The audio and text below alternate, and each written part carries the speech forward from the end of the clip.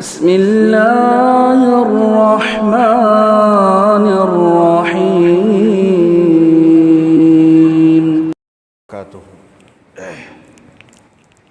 الحمد للہ رب العالمین والصلاة والسلام علی رسولہ الکریم اما بعد۔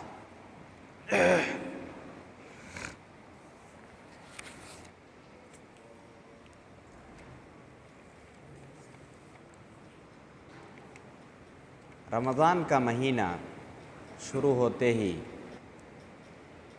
کچھ سوالات ہیں، کچھ اشکالات ہیں جو لوگوں کے ذہنوں میں عام طور سے آتی ہیں۔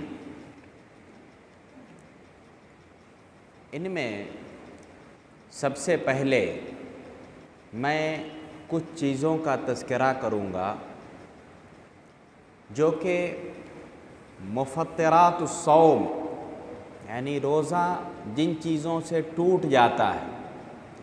بہت ساری ایسی چیزیں ہیں جن سے روزہ نہیں ٹوٹتا ہے لیکن ہم سمجھتے ہیں کہ روزہ ٹوٹ جاتا ہے۔ کچھ چیزیں ایسی ہیں جن سے روزہ تو ٹوٹ جاتا ہے لیکن ہم سمجھتے ہیں کہ حقیقتاً روزہ نہیں ٹوٹتا ہے۔ اس لیے اس کی وضاحت مفطرات الصوم، روزہ کو توڑ دینے والی چیزیں کون سی ہیں، یہ تقریباً 7 انواع ہیں۔ اس کے تقریباً 7 انواع ہیں، 7 قسم کی چیزیں ہیں۔ سب سے پہلی چیز جس کو سب سے بڑا گناہ مانا جاتا ہے اور جو روزہ کو توڑنے والی سب سے بڑی چیز ہے، وہ ہے رمضان کے دنوں میں آدمی جمع کرے، یعنی بیوی سے ملاقات کرے۔ وہ سب سے بڑی چیز ہے اور سب سے اس کے لیے کفارہ مغلظہ ہے۔ کوئی شخص اگر اس طرح کی حرکت کرتا ہے تو اس پر 5 چیزیں لازم آتی ہے۔ سب سے پہلی چیز تو اس کا وہ روزہ فاسد ہو جائے گا۔ دوسری چیز اسے ایک غلام کو آزاد کرنا ہوگا، یا نہیں تو 2 مہینے لگاتار روزے رکھنے ہوں گے، نہیں تو 60 آدمی کو کھانا کھلانا ہوگا اس ایک دن کے بدلے۔ تو اب تو غلاموں کا سلسلہ ہے نہیں، اس وجہ سے سیدھا 2 مہینے کے روزے رکھنے ہوں گے۔ اگر بیچ میں ایک دن بھی وہ روزہ چھوڑ دیتا ہے تو پھر کل سے 1 سے شروع ہوگا، یعنی 30 دن رکھا، 31ویں دن وہ روزہ چھوڑ دیا تو پھر وہاں سے 1 سے شروع ہوگا، نہ کہ 31 سے شروع ہوگا۔ تو یہ سب سے بڑا ہے جو یعنی روزے کو توڑ دینے والی چیز۔ اگر کوئی شخص مزی نکل جائے، یعنی بیوی سے مذاق کرے یا کچھ ہو، تو ویسی چیزوں میں آدمی یہ سوچتا ہے کہ روزہ ٹوٹ گیا، لیکن روزہ اس سے نہیں ٹوٹتا ہے۔ مزی اور منی یہ دونوں میں فرق یہ ہے۔ اگر کوئی شخص کوئی چیز کھا لے یا پی لے، حلق سے نیچے اتر جائے تو اس سے روزہ ٹوٹتا ہے۔ جیسے اللہ کے رسول نے فَبَالِغْ فِي الْإِسْتِنْشَاقِ إِلَّا أَن تَكُونَ صَائِمًا، یہ حدیث ہے، او کما قال علیہ الصلوۃ والسلام، کہ تم مبالغہ مت کرو پانی کو ناک میں چڑھانے اور غلغلہ کرنے میں، کہ پانی کہیں ناک سے پیٹ میں نہ پہنچ جائے۔ روزہ رہتے ہوئے زیادہ زور سے پانی کھینچنا نہیں ہے کہ پانی معدے میں پہنچ جائے۔ تو پتہ یہ چلا کہ کوئی بھی کھانے والی چیز یا پینے والی چیز حلق کے نیچے پہنچ جائے تو اس سے روزہ ٹوٹ جاتا ہے۔ اب یہاں پہ کھانے پینے سے مشابہت رکھنے والی چیزیں، جیسے مثال کے طور پر انجیکشن ہے۔ انجیکشن 2 قسم کا ہوتا ہے۔ ایک وہ انجیکشن ہے جو آدمی غذا کے طور پہ لیتا ہے، جیسے کبھی آپ نے دیکھا ہوگا کہ آپ کو طاقت کا انجیکشن دیا جاتا ہے اور انجیکشن پہ بھی لوگ زندہ رہتے ہیں، یعنی غذائیت اس سے پہنچتی ہے، تو اس سے روزہ ٹوٹ جائے گا۔ اگر اس طرح کا انجیکشن ہے جو انرجی پہنچاتا ہے تو اس سے روزہ ٹوٹ جائے گا۔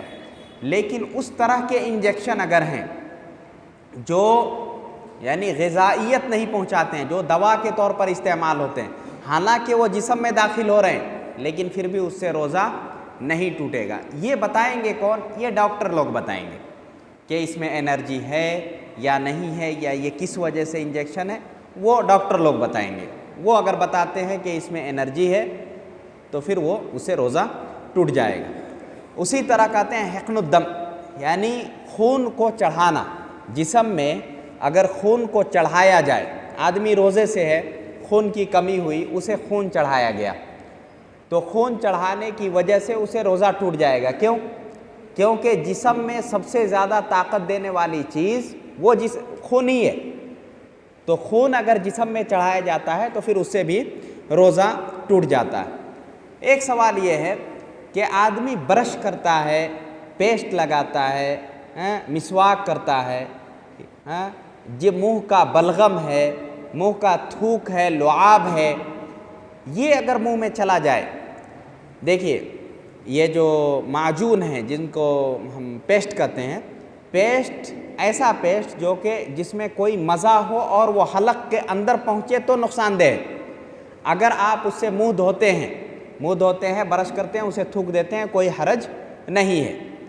برش کرنا اور منہ کا جو لعاب ہے، کچھ لوگ کہتے ہیں کہ منہ کا لعاب اگر جمع ہو جائے، اسے نگل لیں تو گلا تر ہو جاتا ہے، یہ معفو عنہ ہے، یہ اللہ تعالیٰ کی طرف سے معاف ہے کہ آدمی کے منہ میں جو لعاب پیدا ہو اور وہ لعاب آدمی نگل جائے، یہ اس سے روزہ نہیں ٹوٹتا ہے۔ اس لیے کچھ لوگوں کو دیکھتے ہیں بار بار وہ تھوکتے ہیں، بار بار تھوکنے کی وجہ سے گلا سوکھتا ہے، تو یہ معفو عنہ ہے، اس پر گرفت نہیں ہوگی۔